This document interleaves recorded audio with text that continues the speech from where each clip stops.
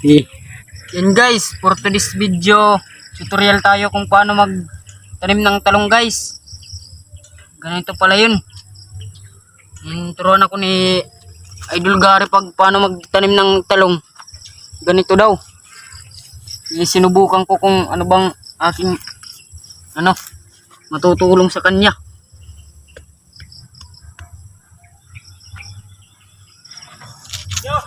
Yan guys, gaganyanin nyo lang guys. Hanggat ganito na siya. Parang bagis lang guys. Tas dito sa gitna guys, lagyan niyo ng seeds ng talong. Anong gasolina dyan? Hindi sinain.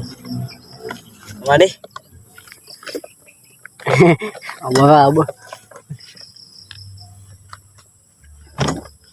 Tinawag ka man dito. Guys, ganito lang tamang proseso guys.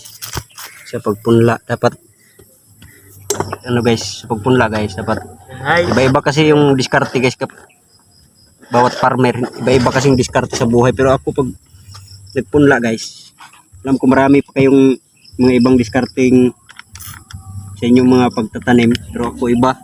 Ganito lang yung ginagawa guys. Kaso tapos ito binabad ko to sa tubig ng 3 days, tapos namumuti na siya guys.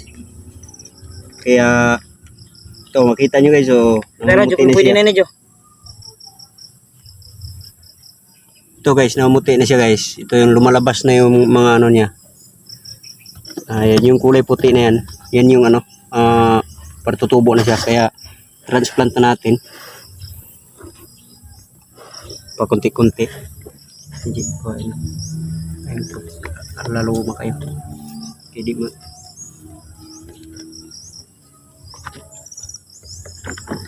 Yan na guys, namuti, may namuti na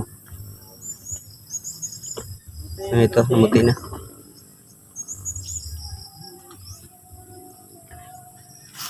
Kaya time na nga ilagay siya sa lupa.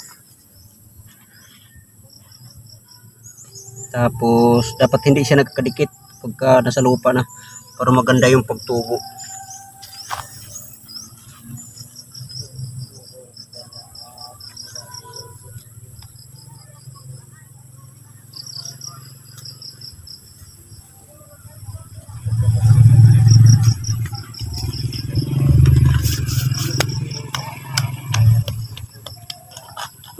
Babay ka na.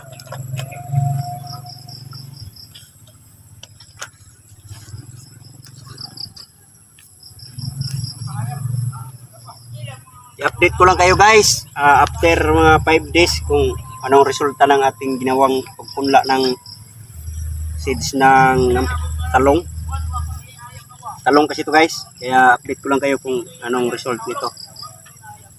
Few moments later. Lagyan na natin ng lupa guys, kunti yung mga lupa ba, yung hindi siya yung parang pulverized na lupa guys, para hindi masagabal sa kanya pagtubo yung mga seeds.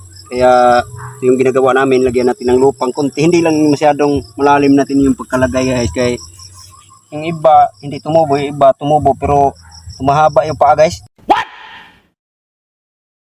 Guys, mahaba yung paa kasi nasa ilalim yung galingan ng mga ugat-ugat niya. Hindi daw, wala may ugat nasa babaw sa. Alright, ito na guys. Yun guys. Yan, kita nyo yung mga seeds. Yung mga kulay blue na yan, lagyan natin ng kunting lupa. Yung mga lupa na medyo pulverized siya para maganda yung tubo guys. Yung iba dito pagkatapos ng ito lagyan nila ng abono, pero ako mayan ako mag-abono kapag may tumubo na. Mag-abono man tayo na wala pa mang tumubo. Pero mas maganda doon na tayo sa yung guys, yung malapit na siya yung nagtubo na siya. 3 ang dahon, 4 ang dahon, ganun pwede ka na mag-abono.